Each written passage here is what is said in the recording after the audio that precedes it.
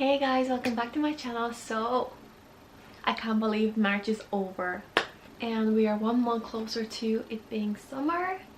Who's excited? So let me just stop myself here from blabbering on any further and just get into the video. Okay, so the first book that I read this month was Yellowface by R.F. Kuang, and let me just say this book was really highly anticipated for me. I heard so many great things, and I did do a video of Goodreads winner choice awards for 2023, so I read like the winner, a book that won for each category, like fiction, romance, fantasy kind of thing, and surprisingly a lot of them were disappointments. I know, but I just kind of expected so much more from them. And Yellowface was the first one that I read, and I just thought it was just, the main character was so delusional. The whole book frustrated me too much, like, which I get, that was the whole point. I didn't really have anything nice to say about it, apart from I did enjoy the publishing side of it when they were talking about it, so for that reason I did give it 2 stars. Weyward, 3 different women from the same lineage in 3 different time periods, 3 different POVs obviously, and I just felt like there would be more to the story apart from the 3 women being abused by men. Checkmate, absolutely loved it. It was more chess based than romance based. I feel like you do get a lot of chess talk in this, but understandable, it's YA, and I wish that it had no lance POV. Fourth Wing, I felt like this was really overhyped for what it was, and I just felt like it was so similar to all the other books that I've read. Like, it was just like literally Red Queen, Shatter Me kind of vibe. Like, there was so much from other books already in it. The only thing that I absolutely loved about this was the whole twist on the dragons that I've never read before yet. And the ending, I didn't gasp. I was just like, okay, because like the same thing had happened in Red Queen already, so I was just like, okay, what's new? Like, what's new? Too late. This really wasn't Coho's best work. I felt like it was just not exciting enough, and for that reason I didn't love it. So I had 3 POVs. Asa, who is the main character, and he's a drug dealer, so he kind of kept the whole book interesting, because if he wasn't in there, I don't know, I'd get bored, to be honest. He was very delusional, very psychotic, and very unhinged behavior kind of vibe, but I kind of loved his POV, and none of the plot twists were surprising. Magnolia Parks. After reading Magnolia Parks, I kind of started to get into reading slump, because like I just haven't been able to find something that I like grasp my attention so bad. And it's Gossip Girl coded, but make it London, and the characters might be a little bit frustrating for some people. Like, you either get it or you don't kind of vibe, and I got it. Like, the writing is just so lyrical, so beautiful, so poetical. I just couldn't get enough of it. I really could not get enough of it. And the characters are just so messy, so flawed. They just seem so realistic in all the behavior, the way that they were written. It just really felt like, you know, real people. It's not like reading a book. So for that reason I absolutely loved it. Like, I loved it. And then the second book in the series is Daisy Haites, and sadly this wasn't my favorite, because like, you're either a Daisy girly or a Magnolia girly, and I'm a Magnolia girly, so I just felt like getting very bored because of the whole storyline being very similar to Magnolia's, except this one is kind of like more on the side of the gangs, and I don't know, I just felt like Daisy was also very childish. Like, between Magnolia and BJ, it's understandable, they have so much history, whereas Daisy and Christian, it just kind of felt like, what's the point here? Like, you know? Oh my god. And then I read The Enforcer, and this was worse than Wattpad. I just, my last 2 brain cells, you know, really holding it in there for me to finish reading this book, and this was like terrible. The writing, the plot, the characters, just everything about it, like I was actually getting an ick.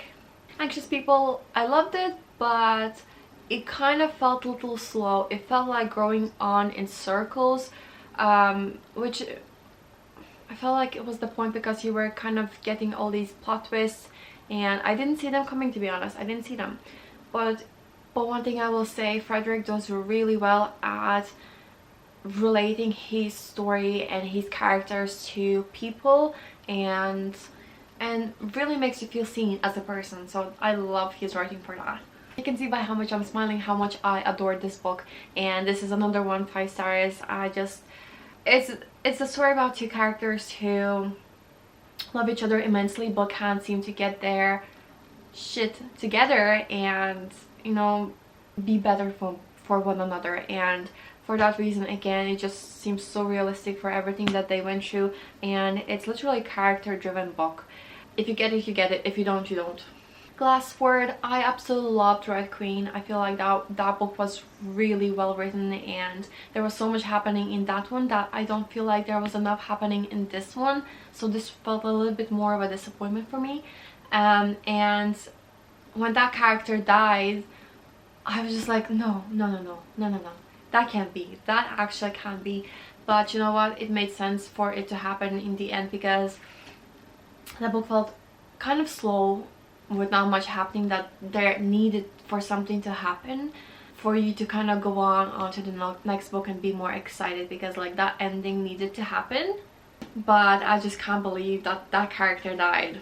Don't Let Me Fall. Now this one is supposed to be hockey romance, but it just didn't feel hockey romance enough for me.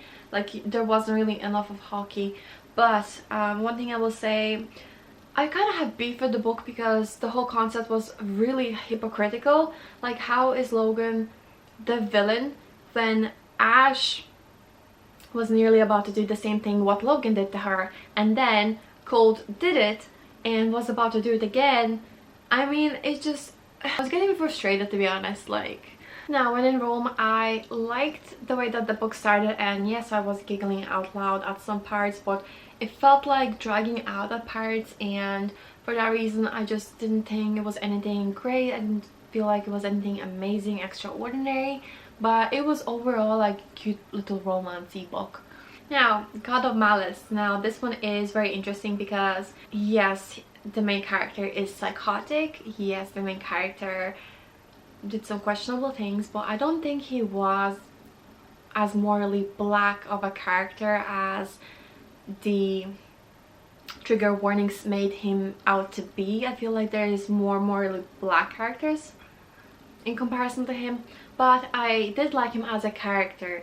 I like the fact that he had his favorite color, red, and like there was a lot kind of happening, but I would have loved it more if it wasn't for the cringy nicknames, if it wasn't for the terrible spice, because I don't think the spice was great in this.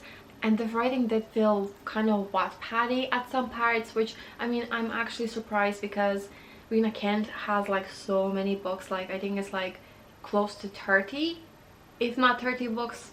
And so like, I'm just like a little bit confused here. Well, I'll try a couple more of her books and see if it was just, you know, me not absolutely loving this one. But I definitely like the whole concept of the whole series of like them being gods. Now, last but not least, I read After I Do by TJ Orr, and it's like always, Taylor Jenkins Reid does her books so well. Like, I love all her stories that I read so far, and especially this one because I felt pain, I felt happiness, I felt sadness, I felt, you know, everything that these characters were feeling. And the whole concept is of the two main characters being in a long-term relationship of over a decade, and they kind of are starting to question things. Are they still in love, and do they love one another? The fights and everything, I as a person, I related to. And you know, like as any other relationship, it's always sweet and adorable until it isn't. And so like, I love the complexities of the relationships, of everything that was happening in the book. I just wasn't as obsessed with it as other TJ Orr books that I've read by her. But yeah, that's all the 15 books that I've read this month, and thank you so much for watching, and I'll see you in the next one.